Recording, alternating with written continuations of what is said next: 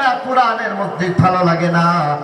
অথচ এই কোরআনের মজলিসের মধ্যে অনিচ্ছাবশত কেউ যদি হাজির হয়ে যায়, এক হাদিসের মর্ম এমনটা বলা হয়েছে, এই মানুষটাকে পর্যন্ত আল্লাহ রাব্বুল আলামিন তার গুনাহ বাকি মানুষের ইখলাসের কারণে তার গুনাহ মাফ করে দেয়। কিন্তু এই মাহফিলের মধ্যে মানুষ বেশি না কম? আরো বলতে হইবে কম শুধু না, বরং এখানের মধ্যে যদি একটা রাস্তার পথ শিশুকেও যদি এনে ফেলা হয়, আর যদি বলা হয় এখানে রূপবানের গান হবে, এমন একটা পথ শিশু হেরে গলা ছেড়ে দিয়ে এরপরও যদি কিছু বলে, এখানে 4 গুণ মানুষ হবে তামসা দেখার জন্য। ঠিক কিনা বলেন? আজকে কোরআনের মজলিসের মধ্যে এখানের মধ্যে আমাদের মানুষ পাওয়া যাচ্ছে না কেন?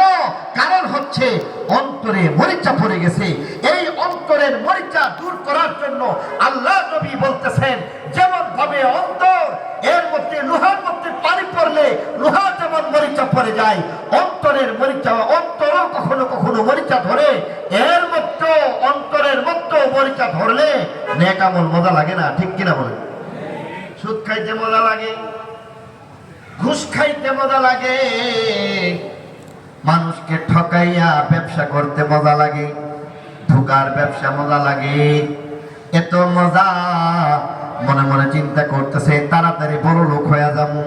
কখনো কখনো মহিলাদের মধ্যে এমনটা দেখা যায়, স্বামী চাকরি করতেছে, সৎভাবে চাকরি করলে তার হয় না, বলে অমুকে লক্ষ লক্ষ টাকার মালিক হয়ে গেছে, কোটি কোটি টাকার মালিক হয়ে গেছে, তুমি আজকে চাকরি করে কি করলা?